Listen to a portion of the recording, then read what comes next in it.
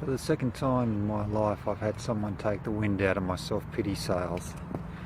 The first time was when my brother died, and I was, we were making the obligatory phone calls around and letting people know that it had happened, and everyone's going, "Oh, that's terrible, that's horrible," which it is.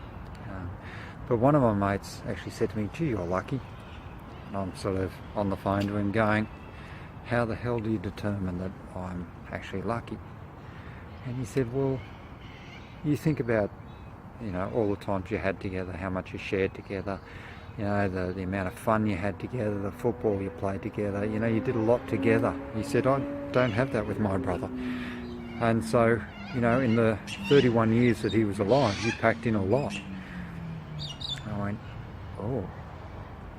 And the self-pity sails sort of shrink, and you go, actually, yeah, we did have a lot of good times. And I guess it's, very much, is it a stumbling block or a stepping stone?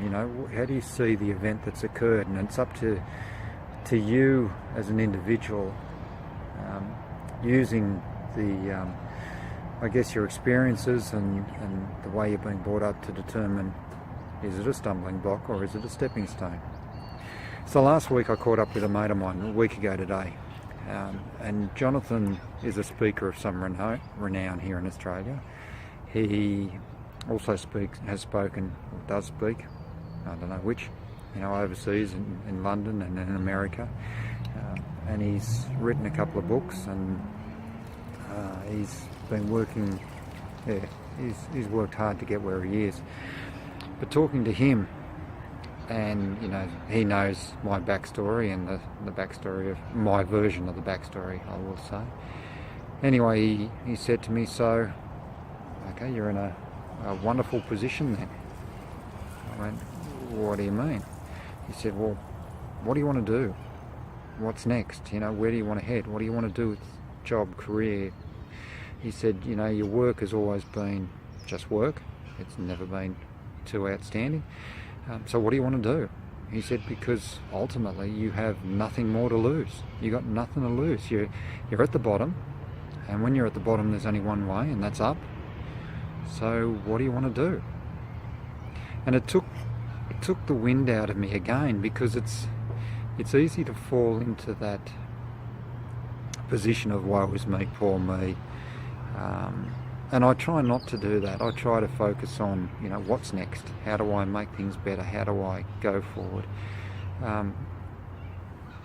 But that comment just sort of stopped me in my tracks, and I went, yeah.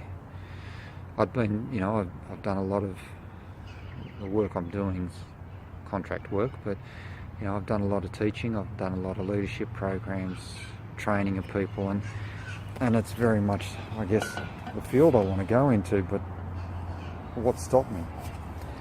Years ago, I went to become an airport fireman, and I sat the exam and passed. So I had then the physical and the psych test to do, and I have no doubt I would have passed both of those, because I am fit and I'm as mad as an idiot. But but I didn't do it because of financial. And I guess, well, it wasn't just financial, it was, wife and 4 kids and wife at home and trying to juggle all that. So I'm in a position now where, as the financials have still got to be covered. I've still got to pay mortgage, I've still got to pay rent, I've still got to pay child support, I've still got to live. But I guess I have less to worry about. I don't have that partner who's reliant upon me, and kids are at an age where they are all fairly self-sufficient, and as long as I'm spending quality time with them in the time that I have with them, then that's all good, and I guess I can show them what can be done. So going from the poor me to what do you want to do and where do you want to head was a real thing, and I think that's one of the things that we need to think about.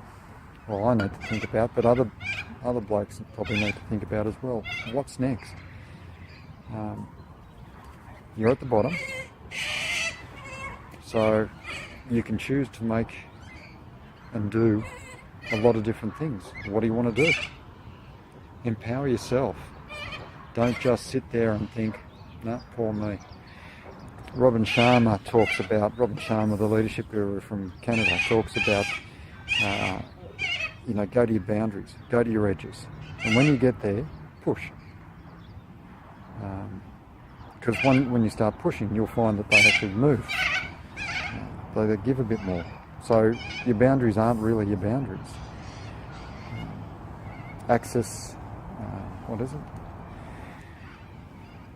There's another group, American group, Access, I can't think of their name, but they talk about, well, think of you and the edges of you, not your physical you, but the edges of you. Where are they? What are they? Morning. And then think of you 5 steps away from that. Think of you 100 metres away from that. Think of you 100 miles, 100 kilometres away, and you're there. You're in each of those spots, and you can be there, and you can expand. You've just got to believe that you can expand. Your physical being is only a small part of who you are. The fact that I can influence my kids by having taught them over the years and still influence them means that I'm somewhat there in spirit. There's that essence of I can be influential over people and things they do and not actually be there.